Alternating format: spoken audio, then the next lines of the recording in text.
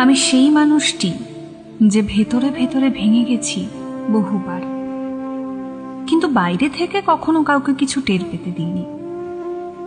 নিজেকে সামলে রাখার অভিনয় আমি এতটাই নিখুঁতভাবে শিখে ফেলেছি যে আমার কষ্টটাও এখন লুকিয়ে রাখতে কোনো কষ্ট হয় না।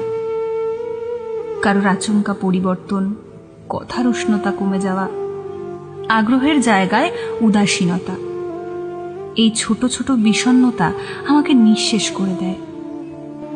কারোর আছি বলাটা যখন ছিলামে রূপ নেয়, তখন আমি আর নিজেকে চিনতে পারি না। অথচ আমি কখনো কারোর কাছ থেকে খুব বেশি কিছু চাইনি, শুধু একটু স্থির থাকার জায়গা চেয়েছিলাম। আমার ভেতরে এক ধরনের নীরব ঝড় আছে, যা প্রতিদিন আমাকে ভাসিয়ে নিয়ে যায়।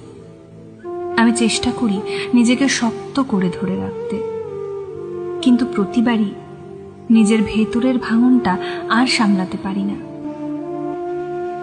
আমি চাই কেউ একজন পাশে থাকুক, যে বুঝবে আমার ভেতরের এই অসমাপ্ত যুদ্ধগুলো।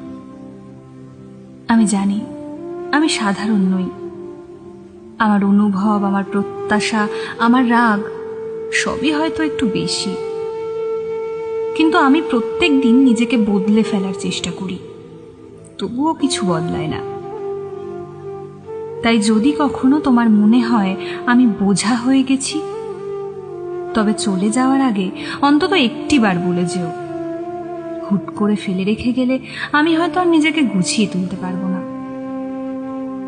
কারণ যাকে আমি আপন ভাবি, তার দেওয়া ফাঁকা জায়গাগুলোয় আমার সবচাইতে বেশি কষ্ট হয়।